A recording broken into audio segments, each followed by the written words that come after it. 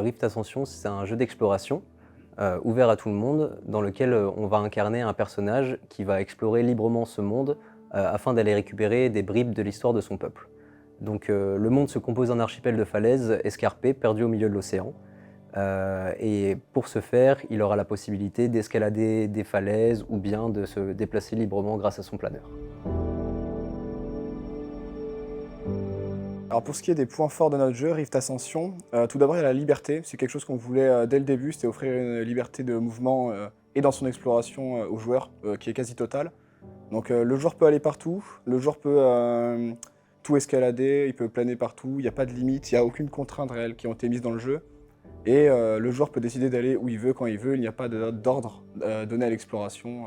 Alors dans le jeu, on a également toute une histoire à découvrir en explorant. On va trouver des stèles qui nous permettront ensuite, quand elles seront déchiffrées, d'en apprendre plus sur ce monde. Et un des autres atouts qu'on a pour notre jeu surtout, c'est qu'il est plutôt joli, donc il est très agréable à contempler et c'est un monde assez onirique à explorer. Une des premières difficultés qu'on a eues, c'est l'équilibre entre liberté et contraintes qu'on imposait aux joueurs, et aussi l'habillage du monde qui était assez complexe. Comme il est assez vaste et assez grand, il fallait rendre quelque chose de cohérent et assez vivant.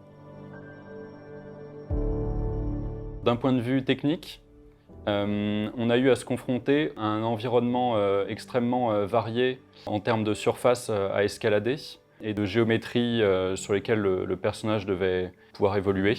Et on a dû trouver des solutions pour que ces déplacements se fassent de manière fluide.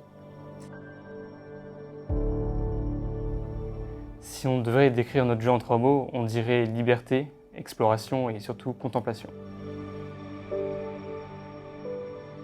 On aurait aussi aimé implémenter plus de villageois différents qui nous auraient donné des objectifs autres que simplement aller chercher des objets pour les ramener à ces mêmes villageois.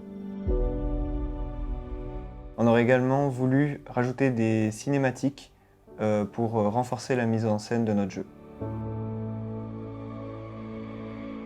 C'est plus d'interaction avec l'environnement, pas forcément des choses utiles au gameplay, mais des choses qui stimulent le joueur. Voilà, des interactions qui donnent envie de découvrir de nouveaux lieux. On aurait par exemple voulu implémenter des objets de la civilisation oubliée avec lequel le personnage pourrait interagir et qui auraient des effets voilà, un peu particuliers, pas forcément attendus, vu qu'ils proviennent d'une technologie que notre personnage ne connaît pas.